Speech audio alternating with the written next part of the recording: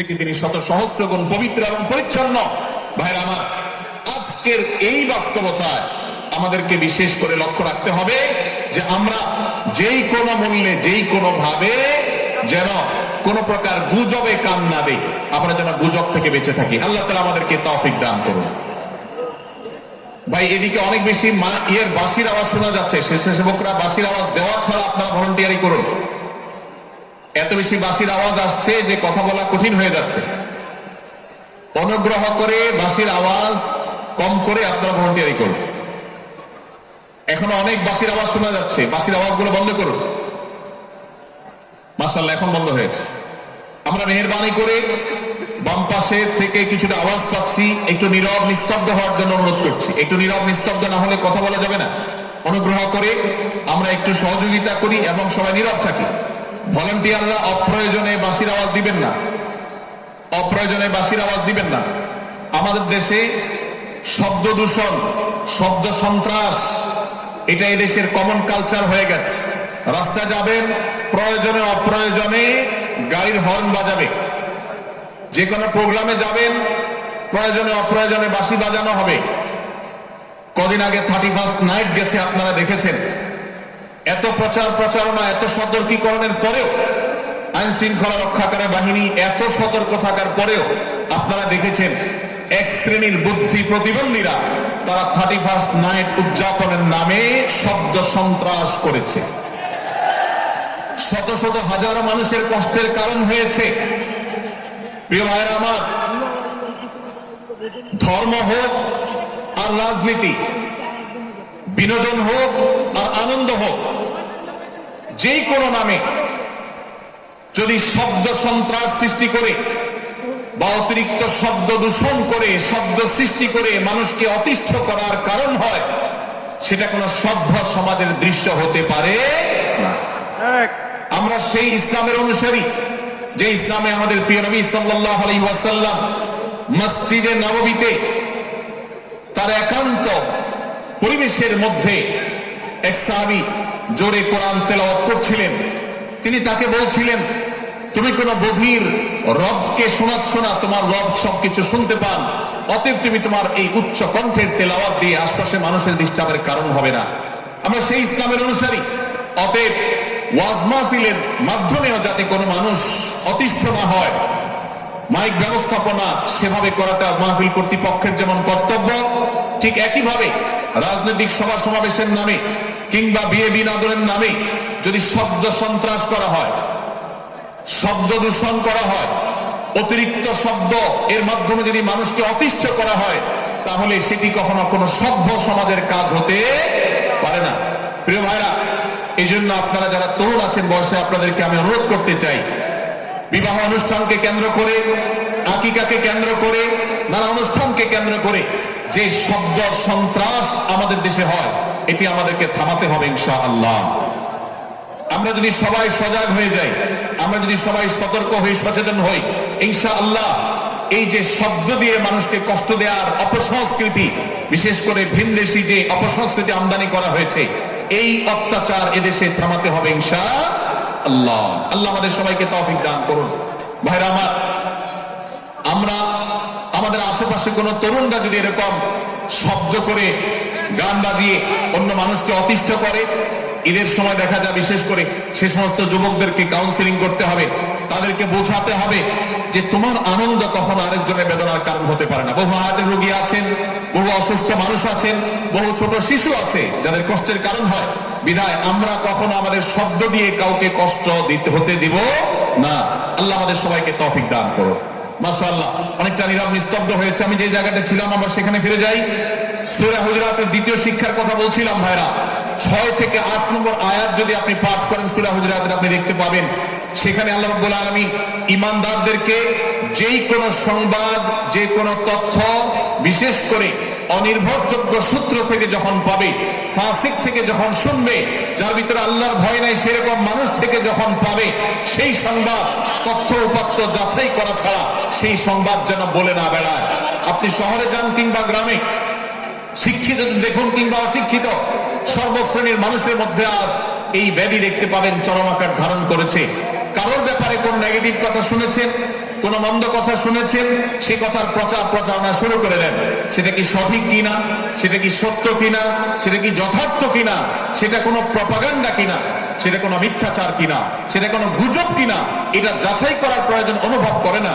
অথচ আমরা সেই মুহাম্মদ সাল্লাল্লাহু আলাইহি সাল্লামের উম্মত, যে মুহাম্মদ সাল্লাল্লাহু আলাইহি সাল্লাম আমাদেরকে সতর্ক করেছেন, কাফা বিল মারই কাযিবান আন ইউহাদ্দিসা বিকুল্লি মা সামিআ, কোন ব্যক্তি যা শুনে সেটাই যদি বলে বেড়ায়, তথ্য উপাত্ত যাচাই না করে, সেটাকে ভালো করে যাচাই বাছাই না করে, সেটাকে অনুসন্ধান না করে, সত্য সত্য নিরূপণ করবার চেষ্টা না করে, তাহলে সে মিথ্যাবাদী হওয়ার জন্য যথেষ্ট। এজন্য আজকের এই মাহফিল থেকে আমরা অঙ্গীকার করে যাব, আজকের এই মাহফিল থেকে আমরা নিয়ত করে যাব, এই মজলিসে বসে এই মুহূর্তে নিজে নিজে সংকল্প করব, আমার জীবনে সোশ্যাল মিডিয়া কিংবা ফেসবুকে, ইউটিউবে অথবা অফলাইনে আমার বাস্তব জীবনে আমি কখনো কোনো মানুষ সম্পর্কে যে কোনো তথ্য উপাত্ত পেয়ে ভুল কোনো ধারণা, মন্দ কোনো ধারণা কারো প্রতি পোষণ করব না। কোন তথ্য উপাত্ত যদি পাই, কোন সংবাদ যদি পাই অনির্ভরযোগ্য সূত্রে, তাহলে সেক্ষেত্রে সেটা যাচাই বাছাই করা ছাড়া আমি সেটাকে বিশ্বাস করতে যাব না। এটাই হলো আমাদের ঈমানের দাবি। ভাইরা আমার, একজন ঈমানদার এতটা সরল হবে না যে যা শুনবে সে সেটাকে বিশ্বাস করে বসবে। একজন ঈমানদার এতটা বাস্তবতা থেকে দূরে থাকবে না যে তিনি তার পাওয়া কোন সংবাদকে অনুসন্ধান করবে না। আল্লাহ তাআলা আমাদের সবাইকে সূরা হুজুরাতের এই দ্বিতীয় শিক্ষাটাকে আমাদের জীবনে ভালো করে ধারণ করার তৌফিক দান করুন। আল্লাহ বলেছেন, ইয়া আইয়ুহাল্লাযীনা আমানু, হে ঈমানদারেরা, ইন জাআকুম ফাসিকুম বিনাবাইন ফাতাবায়ানু, তোমাদের কাছে কোন ফাসিক, যার মধ্যে আল্লাহর ভয় নেই, এরকম কোন মানুষ যদি কোন সংবাদ উপস্থাপন করে, এমনকি গণমাধ্যমেও যদি কোন সংবাদ প্রচারিত হয়, সংবাদদাতার মধ্যে যদি আল্লাহর ভয় না থাকে, সে যদি টাকার বিনিময়ে কারোর চরিত্র হরণ করতে পারে, সে যদি অ্যাডভার্টাইজ পেয়ে কোন কোম্পানির হয়ে দালালি করতে গিয়ে অন্য কারোর বিরুদ্ধে কোন মিথ্যাচার করে, সে যদি বিদেশিদের এজেন্ডা বাস্তবায়ন করতে গিয়ে আলেম সমাজের চরিত্রকে কলঙ্কিত করে, কোন ভালো মানুষকে দোষী হিসাবে সাব্যস্ত করে, তো আল্লাহ তাআলা আমাদেরকে সতর্ক করেছেন, ফাতাবায়ানু, সেই সংবাদ সত্য কিনা আমাদেরকে যাচাই করতে হবে। আম তুসিবু কওমান বিজাহালাহ ফাতুসবিহু আলা মা ফাআলতুম নাদিমিন, যদি আমরা যাচাই বাছাই না করে যা শুনি সেটাকে বিশ্বাস করতে থাকি, তাহলে আমরা এক সময় লজ্জিত হতে হবে, অনুতপ্ত হতে হবে আমাদের এই ভুল অবস্থানের কারণে। এজন্য ভাইরা, আজকের এই মাহফিল থেকে আমরা প্রতিশ্রুতি নিজের সঙ্গে নিজে দিয়ে যাব যে আমরা কখনো কোন তথ্য উপাত্ত পেলে, কোন সংবাদ পেলে, সেটাকে বিশেষ করে কারোর চরিত্র সম্পর্কিত যদি হয়, কারোর সম্পর্কে নেগেটিভ যদি হয়, তাহলে সেটাকে বিশ্বাস করবার আগে ভালো করে অনুসন্ধান করব। যতক্ষণ আমি নিশ্চিত না হব ততক্ষণ পর্যন্ত সেটার প্রচার করব না। আল্লাহ তাআলা আমাদের সবাইকে কোরআনের এই শিক্ষাটাও আমাদের জীবনে ধারণ করবার তৌফিক দান করুন। ভাইরা আমার, তৃতীয় যে শিক্ষা সূরা হুজুরাতের, সেটি হলো আল্লাহ রাব্বুল আলামিন সূরা হুজুরাতের 9 এবং 10 নম্বর আয়াতে ঈমানদারদের মধ্যে যদি কখনো মতভিন্নতা, মতপার্থক্য, যে এটা যদি মারামারিতে পরিণত হয়, ঈমানদারদের মধ্যে যদি কখনো দুই পক্ষ গন্ডগোল এবং ফাসাদের মধ্যে লিপ্ত হয়ে যাওয়ার মতো দৃশ্যের অবতারণা হয়, তাহলে আমরা যেন আমাদের মুসলমান ভাইদের ঘর পোড়ার মধ্যে আলু পোড়া দিতে না যাই। আমরা যেন আমাদের মুসলমান ভাইদের মধ্যকার বিভেদকে আরো বৃদ্ধি করতে সহায়তা না করি। আমরা যেন মীমাংসার পথ অবলম্বন করি। আমরা যেন তাদের মধ্যকার সম্পর্কে যে অবনতি হয়েছে সেটাকে দূর করবার চেষ্টা করি। আল্লাহ রাব্বুল আলামিন এই নির্দেশ দিতে গিয়ে বলেছেন, ওয়া ইন তাইফাতানি মিনাল মুমিনিনা ফাতাতালু, যদি ইমানদারদের দুটি দল, দুটি গ্রুপ নিজেদের মধ্যে মারামারিতে লিপ্ত হয়ে যায়, ফাসলিহু বাইনাহুমা, তাহলে তোমরা সেই বিবাদমান দুটি দলকে মীমাংসা করবার চেষ্টা করবে। আজ আমাদের মধ্যে এরকম বহু বিষয়কে কেন্দ্র করে মুসলমানদের মধ্যে অনেক সময় মুখোমুখি অবস্থান আমরা দেখতে পাই, যা দুর্ভাগ্যজনক, যা হওয়ার কথা ছিল না। এমনকি জাগতিক বিষয়ে যেমন হয়, ধর্মের নামে, ইসলামের নামে আজ আমরা হাজার হাজার টুকরা হয়েছি। আজ গোটা বিশ্বে আমাদের মুসলমানদের যে অবস্থান দুর্বল হয়েছে, এর অন্যতম প্রধান কারণ হলো আমাদের অনৈক্য। আমরা যদি আজ আহলে কিবলা, আহলে সুন্নাহ ওয়াল জামাআতের অনুসারীরা নানান মত এবং পথের অনুসারী হওয়া সত্ত্বেও, নানান থট এবং পন্থার অনুসারী হওয়া সত্ত্বেও আমরা যদি মৌলিক বিষয়গুলোর উপর সবাই ঐক্যবদ্ধ থাকতাম, আমরা যদি আল্লাহ তাআলার দেওয়া ইত্তেহাদ মাল ইখতিলাফ, বৈচিত্র্যময় ঐক্য, বিভিন্ন বিষয়ে মতভিন্ন থাকা সত্ত্বেও মৌলিক বিষয়ে ঐক্যমতে আমরা যদি থাকতে পারতাম, আমাদের মধ্যে যদি মুসলিম ভ্রাতৃত্ববোধ থাকতো, আমাদের মধ্যে যদি বলয় ভিত্তিক যে দেয়াল আর প্রাচীরগুলো আছে সেগুলো যদি না থাকতো, তাহলে আজ বাংলাদেশের বাস্তবতা হলো, বাংলাদেশে আল্লাহর কোরআন, আল্লাহ রাসূল সাল্লাল্লাহু আলাইহি ওয়াসাল্লামের হাদিসের আলোকে বাংলাদেশ আজ অটোমেটিক পরিচালিত হতো, ঠিক কিনা বলেন?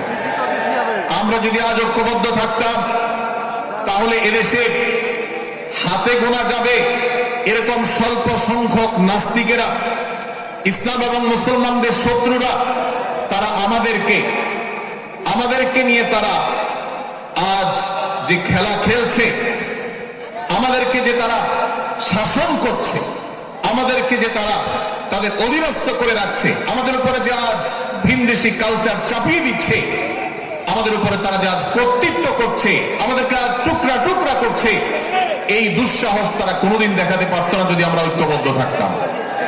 ভাইরা আমার, এই জন্য আমরা সব বিষয়ে সবাই একমত হব না। আজকের এই মাহফিলে যত মানুষ এসেছেন সবাই সব বিষয়ে একমত নন। এমনকি আজকের এই মাহফিল কর্তৃপক্ষ যে আয়োজন করছেন 3 দিন ব্যাপী, এই মাহফিলে আপনারা দেখেছেন এখানে কওমি এবং আলিয়া উভয় জায়গা থেকে বক্তা নির্বাচন করা হয়েছে, অসাধারণ সমন্বয় করা হয়েছে। এটি একটি ঐক্যের বার্তা। আমরা আশা করব মাঠ পর্যায়ে আমরা যারা কাজ করব, আমরা প্রত্যেকে আমাদের অন্য মতের, ভিন্ন মতের যে সমস্ত মুসলমান ভাইরা আছেন, তার সাথে আপনার কোনো থটগত মত পার্থক্য থাকতে পারে, চিন্তাগত কোনো ভিন্ন মত থাকতে পারে, কিন্তু দিন শেষে তিনি আপনার মুসলমান ভাই। তার আল্লাহ আর আপনার আল্লাহ এক, তার রাসূল এবং আপনার রাসূল এক, তার কিবলা এবং আপনার কিবলা এক, তার কোরআন আর আপনার কোরআন এক, তার নামাজ আর আপনার নামাজ এক, তার রোজা আর আপনার রোজা এক, তার যাকাত এবং আপনার যাকাত এক, তার সাথে আপনার মোটা এবং মৌলিক বিষয়ে কোনো মত পার্থক্য নেই।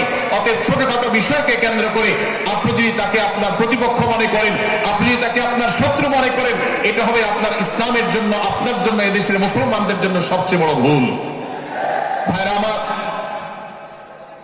হারদুই হযরত আশরাফ আলী থানভী রহমাতুল্লাহ আলাইহির সর্বশেষ খলিফা আবুল হক সাহেব রহমাতুল্লাহ আলাইহি বলতেন, दीन के हर काम करने वालों को रफीक समझो, फरीक न समझो।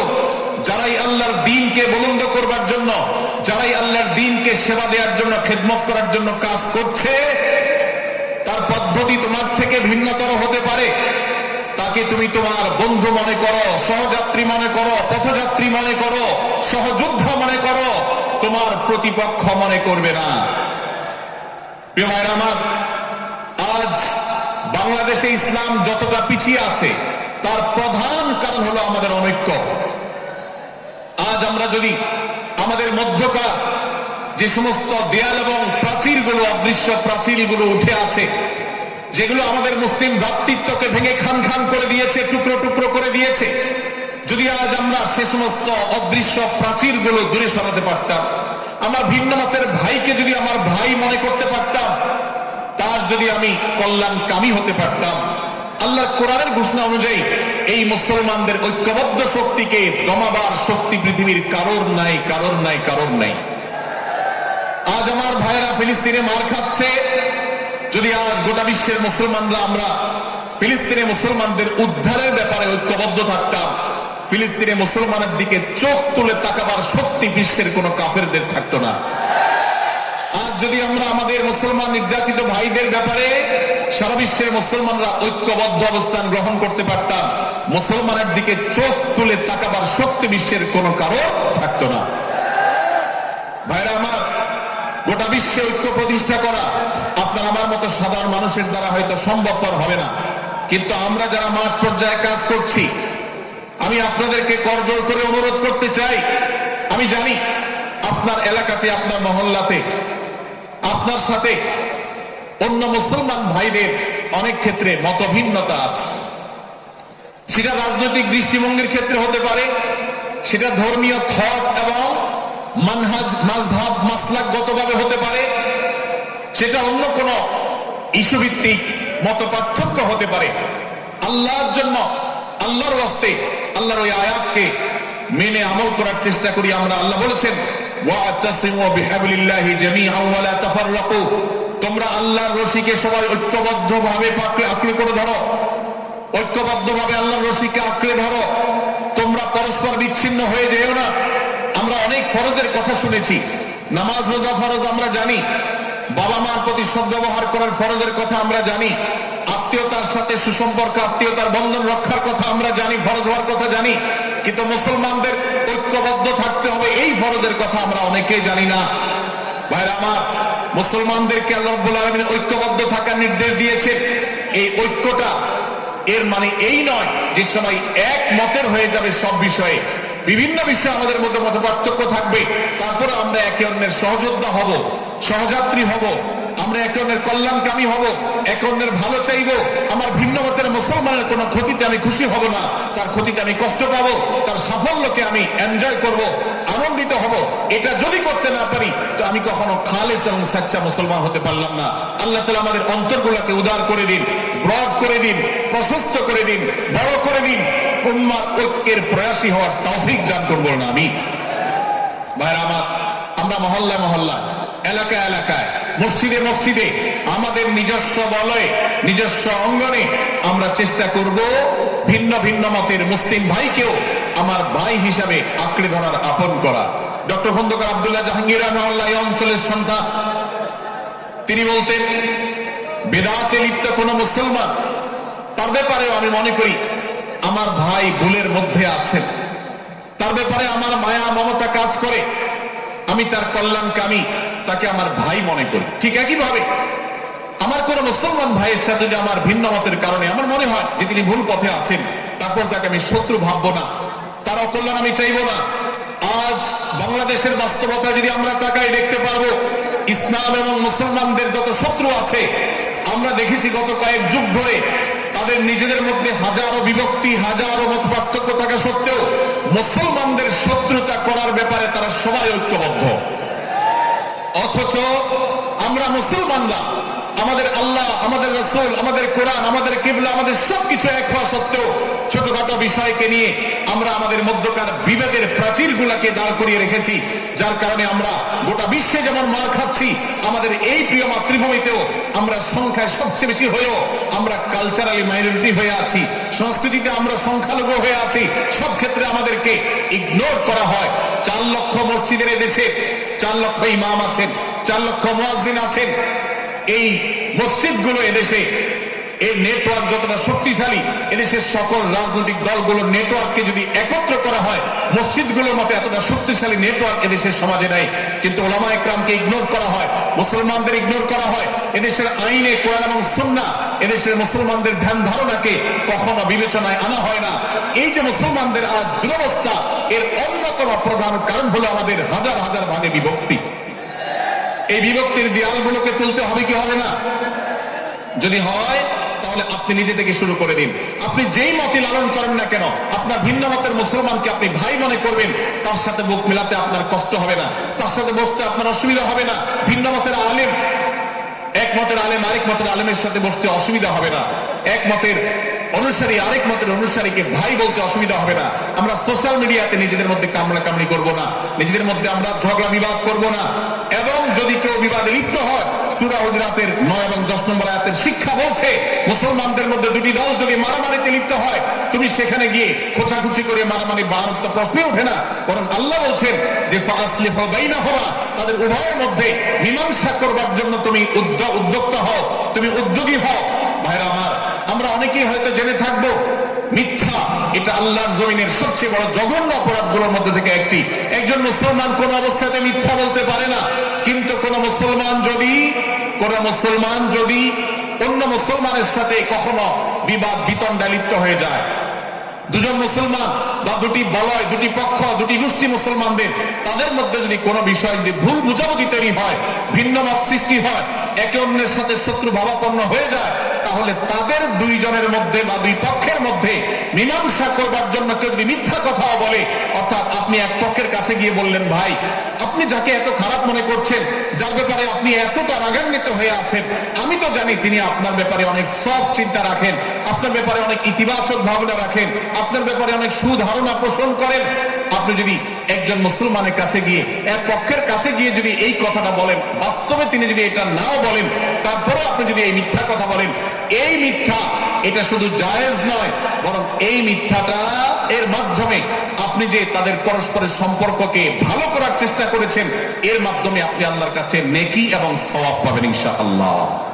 ভাইরা আমার, তাহলে দুজন মুসলমান, দুটি পক্ষ, দুটি দল, দুটি বলয়, দুটি গোষ্ঠী যদি কখনো ভিন্ন মত তাদের মধ্যে তৈরি হয়, সেটা যদি মারামারিতে গিয়ে পৌঁছায়, সেটা যদি বিবাদ বিতণ্ডা পর্যন্ত গিয়ে পৌঁছায়, আমাদের কাজ হবে মধ্যে থেকে সেটাকে মীমাংসার মাধ্যমে দূরত্বকে কমানো। আমরা কখনো দূরত্ব বাড়াবো না, পারলে দূরত্ব কমাবো। ডক্টর খন্দকার আব্দুল্লাহ জাহাঙ্গীর রহমতুল্লাহ একটা কথা বলতেন, মুসলমানদের বাড়িতে যে আগুন লেগেছে, বিভেদের আগুন, মতবিরোধের আগুন, মত পার্থক্য, এটা মতবিরোধে যে পৌঁছে গেছে, এ আগুন তিনি বলতেন, আমি নিভাবার মতো শক্তি আমার নাই, এত পাওয়ার নাই যে বহুদা বিভক্ত মুসলমানদেরকে আমি ঐক্যবদ্ধ করে ফেলবো, এত শক্তি আমার হাতে নেই। কিন্তু একটা শক্তি আমার কাছে আছে ভাই, সেটা হলো যে বিবাদমান মুসলমানদের মধ্যে বিবাদ যেন আর না বাড়ে, বিবাদের যে আগুন লেগেছে সে আগুনে যেন আর ঘি ঢালা না হয়, কেরোসিন ঢালা না হয়, সেজন্য আমি ভূমিকা রাখতে পারি। আমি আপনাদেরকে বিনয়ের সাথে অনুরোধ করতে চাই, যত বিষয় নিয়ে আমাদের মুসলমানদের পরস্পরের মত পার্থক্য আছে, হতে পারে সেটা মাসআলা নিয়ে, হতে পারে সেটা রাজনৈতিক অবস্থানকে কেন্দ্র করে, হতে পারে অন্য কোনো বিষয়কে কেন্দ্র করে, আল্লাহর ওয়াস্তে আপনি বিভেদ মিটাতে পারেন আর না পারেন, বিভেদ যেন না বাড়ে সেজন্য আপনি অবস্থান গ্রহণ করবেন, বিভেদ বাড়ার ক্ষেত্রে কোনো ভূমিকা পালন করবেন না, এবং সব সময় উম্মার ঐক্য প্রয়াস চাইবেন, প্রয়াস চালাবেন, উম্মার ঐক্য চেষ্টা করবেন। আল্লাহর কাছে আপনি যে দোয়াগুলো করেন, এর মধ্যে একটা দোয়া যেন এটাও থাকে, হে আল্লাহ, আমরা বহুদা বিভক্ত হয়ে গেছি, আমরা টুকরা টুকরা হয়ে গেছি, যার কারণে তোমার ভাষ্য অনুযায়ী ফাতাফশালু ওয়া তাযহাবা রিহুকুম, আজ আমাদের শক্তি শেষ হয়ে গেছে, আমরা দুর্বল হয়ে গেছি। আজ বাংলাদেশের বাস্তবতা যদি আমরা বলি, যে দেশের 90-95 ভাগ মানুষ মুসলমান, সে দেশে আজ হাতে গোনা কিছু নাস্তিক, কিছু ইসলাম বিদ্বেষী, মুসলমান বিদ্বেষীরা, তারা আমাদেরকে আজ উঠা বসা করায়, তারা আমাদের আইন নির্ধারণ করে, তারা আমাদের শাসক নির্ধারণ করে, তারা আমাদের সব বিষয়গুলোকে নির্ধারণ করে দেয়। আমাদের সন্তানরা পাঠ্যপুস্তকে কি পড়বে সেটাও ইসলাম বিদ্বেষীরাই ঠিক করে দেয়। ভাইরা আমার, এই অবস্থার যদি পরিবর্তন চাই, তাহলে আমাদের মধ্যকার দূরত্বগুলো কমাতে হবে। এজন্য আপনার দোয়ার মধ্যে আল্লাহর কাছে নিবেদন করুন, আল্লাহ আপনি আমাদের মধ্যকার বিভেদগুলো কমিয়ে দিন, আল্লাহ আমাদের ওলামাদেরকে ঐক্যবদ্ধ করে দিন, আল্লাহ আমাদেরকে ইত্তেহাদ মাল ইখতিলাফ, বৈচিত্র্যময় ঐক্য, মতভিন্ন থাকা সত্ত্বেও মৌলিক বিষয় ঐক্যবদ্ধ হওয়ার তৌফিক দান করুন। সীসাডলা প্রাচীরের মতো আমাদেরকে কাঁধে কাঁধ মিলিয়ে আল্লাহ এবং তার রাসূল সাল্লাল্লাহু আলাইহি ওয়াসাল্লামের আদেশ নিষেধকে ব্যক্তি, সমাজ, পরিবার, রাষ্ট্রে সর্বত্র বাস্তবায়নের জন্য কাজ করার তৌফিক দান করুন। আমরা আমাদের দোয়ার মধ্যে মুসলমানদের ঐক্যের জন্য দোয়া করবো তো ইনশাআল্লাহ। আল্লাহ তাআলা আমাদেরকে সেই তৌফিক দান করুন। ভাইরা আমার, তাহলে সূরা হুজুরাতের তৃতীয় শিক্ষা বলছিলাম, 9 থেকে 10 নম্বর আয়াতে আল্লাহ রাব্বুল আলামিন মুসলমানদের মধ্যে যদি কখনো বিবাদ, বিতণ্ডা, মারামারি, হানাহানি সৃষ্টি হয়, তাহলে সেটিকে মীমাংসা করবার কথা বলেছেন। অতএব যদি কোনো স্বামী স্ত্রীর মধ্যেও কখনো মনোমালিন্য তৈরি হয়, আপনার যদি সেখানে ভূমিকা রাখবার সুযোগ থাকে, আপনি চেষ্টা করবেন উভয়ের মধ্যে দূরত্বটা কমাবার জন্য।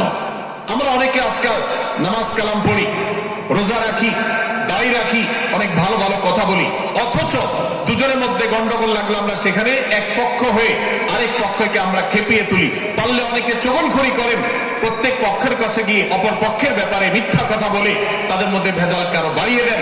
এই জন্য নবী সাল্লাল্লাহু আলাইহি ওয়াসাল্লামের ঐতিহাসিক হাদিস রয়েছে, লা ইয়াদখুলুল জান্নাতা নাম্মাম, যে ব্যক্তি চুগলখড়ি করে, দুজনের মধ্যকার গন্ডগোল ফাসাদ বৃদ্ধিতে যে ব্যক্তি ভূমিকা রাখে, ভেজাল লাগায়, এই চুগলখোর কখনো জান্নাতে যাবে না। আমাদের অনেকেরই এই দুঃস্বভাব আছে, এই খারাপ চরিত্র আছে। সূরা হুজুরাত, এই যেন আমাদের আজকের যে সমাজ বাস্তবতা আছে, আমাদের যে ব্যাধি আছে ব্যক্তিগত পর্যায়ে, আমাদের পরিবারের সমাজের সর্বত্র যে ব্যাধিগুলো ছেয়ে গেছে, সূরা হুজুরাতের প্রতিটি আয়াত যেন সেই ব্যাধির সবচেয়ে বড় মহৌষধ, সে যেন সবচেয়ে বড় প্রতিষেধক, সে যেন সবচেয়ে বড় সমাধান।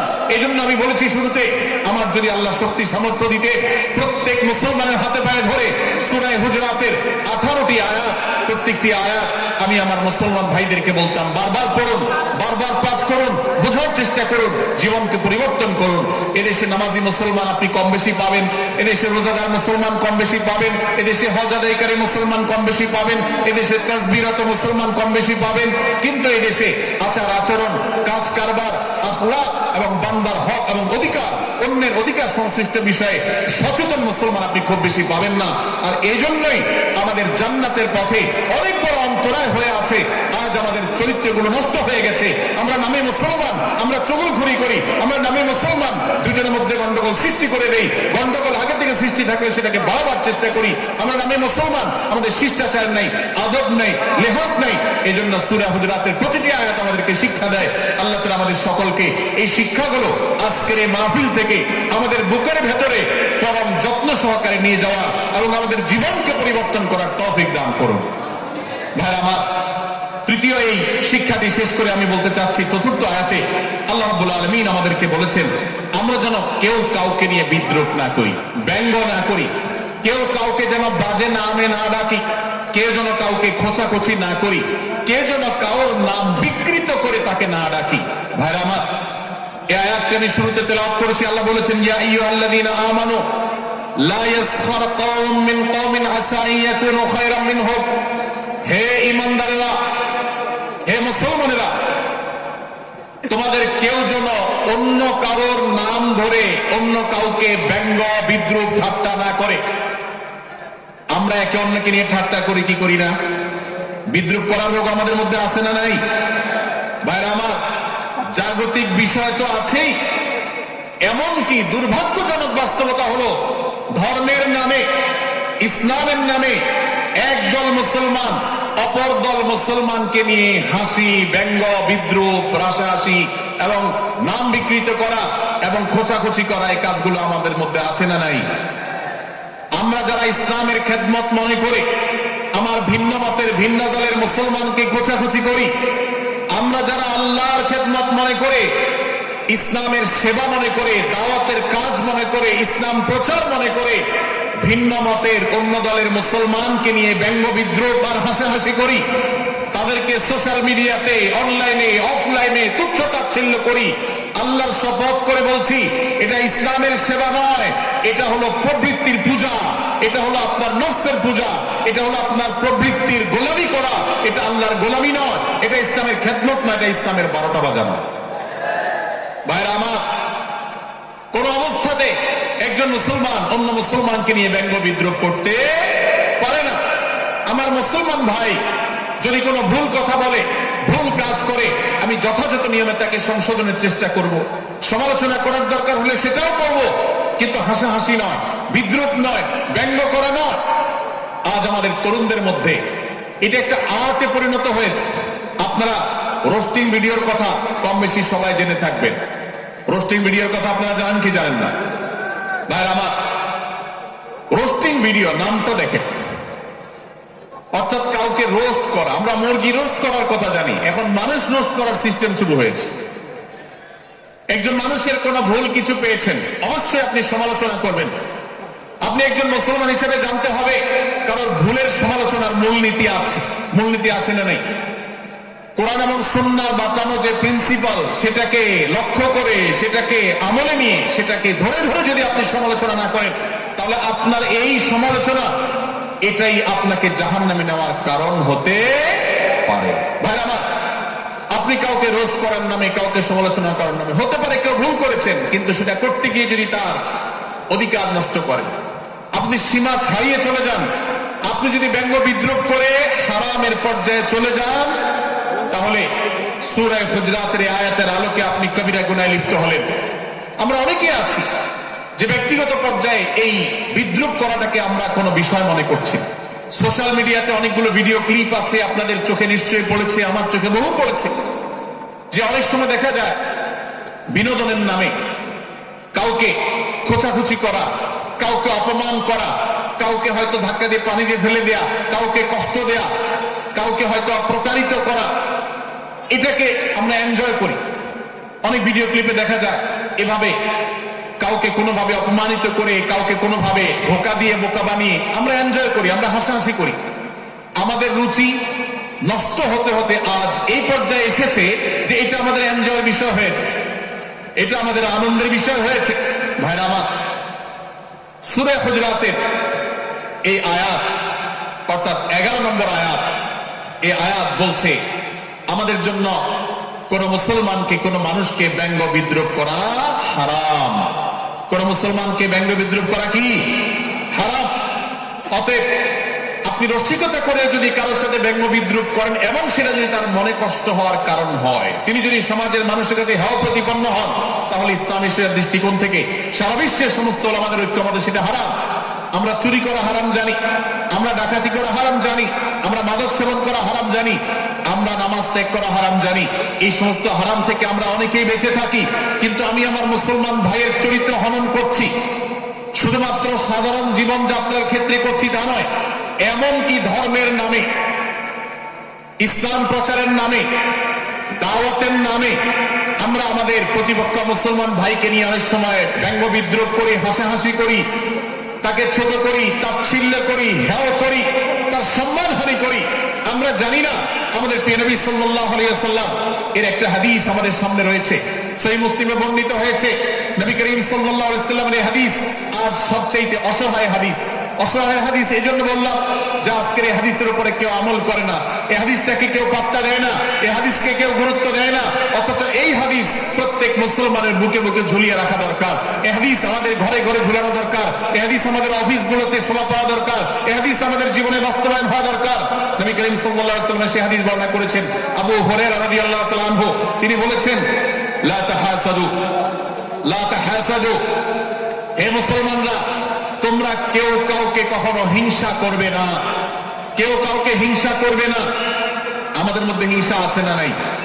হিংসা আছে না নাই? আমরা একে অন্যকে হিংসা করি। একদল মুসলমান অন্য দল মুসলমানকে হিংসা করে, কেউ কারো ভালো দেখতে পারে না। ভাইরা আমার, আল্লাহ নবী বলেছেন, লা তাহাসাদু, তোমরা একে অন্যকে হিংসা করো না। ওয়ালা তানাজাসু, কেনা বেচা করতে গিয়ে কেউ কাউকে ধোঁকা দিও না, প্রতারণা করো না। ওয়ালা তাবাগাদু, তোমরা একে অন্যের সাথে শত্রুতা বিদ্বেষ পোষণ করবে না। ওয়ালা তাদাবারু, তোমাদের কেউ যেন কারোর পেছনে লেগে না থাকে, কাউকে অবজ্ঞা যেন না করে। ওয়ালা ইয়াবি আহাদুকুম আলা বাই'i আখিহি, এবং তোমাদের কেউ যেন আরেকজনের কেনা বেচার উপরে সেখানে ইন্টারফেয়ার করে সে যেন সেখানে কোন প্রকার ক্ষতিগ্রস্ত কাউকে না করে। ওয়াকুনু ইবাদাল্লাহি ইখওয়ানা, হে মুসলমানরা, তোমরা আল্লাহর বান্দা, ভাই ভাই হয়ে থাকো। তোমাদের মধ্যে মত পার্থক্য থাকুক, দলগত মত পার্থক্য, অবস্থানগত মত পার্থক্য, ধর্মগত মত পার্থক্য, মাযহাব মাসলাকগত মত পার্থক্য থাকুক, কিন্তু তোমরা আল্লাহর বান্দা, ভাই ভাই হয়ে থাকো। এক দলের মুসলমানকে আল্লাহ তাআলা ভাই ভাই হতে বলেন নাই, এক গ্রুপের মুসলমানকে আল্লাহ ভাই ভাই হতে বলেন নাই, এক দলের মুসলমানকে আল্লাহ ভাই ভাই হতে বলেন নাই, নিজ দলের মুসলমানের সাথে আল্লাহ ভাই ভাই থাকতে বলেন নাই। আল্লাহ বলেছেন সকল মুসলমানদের সাথে ভাই ভাই হয়ে থাকার জন্য, ভ্রাতৃত্বের বন্ধনে থাকার জন্য। এই জন্য আল্লাহ নবী সাল্লাল্লাহু আলাইহি ওয়াসাল্লাম সে নির্দেশ করেছেন। আল্লাহ নবী সাল্লাল্লাহু আলাইহি ওয়াসাল্লাম আরো বলেছেন, আল মুসলিমু আখুল মুসলিম, মুসলমান মুসলমানের ভাই, লা ইয়াজলিমুহু ওয়ালা ইয়াখযুলুহু, কোন মুসলমান কোন মুসলমানকে জুলুম করতে পারে না, তার আইল ঠেলতে পারে না, তার জমি দখল করতে পারে না, তার অধিকার নষ্ট করতে পারে না, তাকে কথা দিয়ে অত্যাচার করতে পারে না। ওয়ালা ইয়াখযুলুহু, তাকে অপমানিত করতে পারে না, লাঞ্ছিত করতে পারে না। ওয়ালা ইয়াকরিবুহু, তার সাথে মিথ্যা বলতে পারে না। ওয়ালা ইয়াহতিরুহু, তাকে তাচ্ছিল্য করতে পারে না। আত্তাকওয়া হাহুনা, আত্তাকওয়া হাহুনা, আত্তাকওয়া হাহুনা।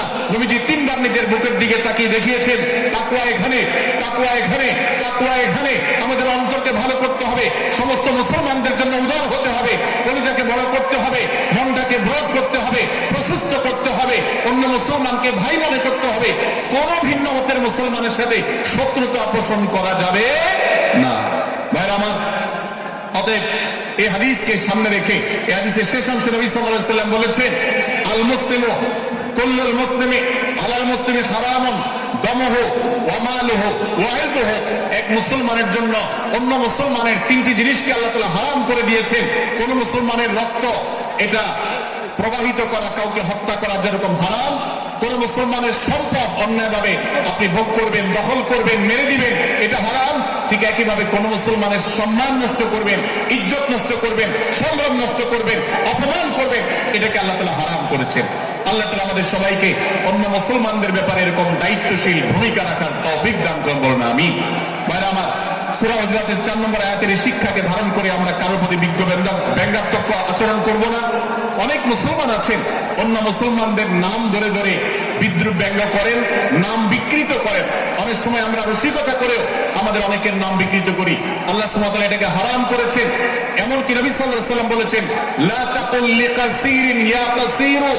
কোন খাটো বা বেটে মানুষকে হে বেটে, হে খাটো এরকম বলে ডেকো না। নবী সাল্লাল্লাহু আলাইহি ওয়াসাল্লাম বলেছেন, এভাবে ডাকলে তিনি অপমানিত হন। আল্লাহ তাকে এভাবে সৃষ্টি করেছেন। আমরা অনেক সময় দেখা যায় একে অন্যকে খোঁচা মারতে গিয়ে তার গায়ের রং কালো হলে, তিনি দেখতে আকারে ছোট হলে তাকে আমরা ব্যঙ্গ করি, বিদ্রুপ করি, তাকে আমরা তাচ্ছিল্য করি, তাকে আমরা অপমান করি, তাকে আমরা অপদস্থ করি। ভাইরা আমার, এটা আমাদের জন্য হারাম। আমি আবারও বলছি, চুরি হারাম আমরা জানি, ডাকাতি হারাম আমরা জানি, আমরা অন্যান্য হারামের কথা জানি, কিন্তু এই যে এক মুসলমান অন্য মুসলমানের অধিকার নষ্ট করা হারাম, এটা আমরা জানি না।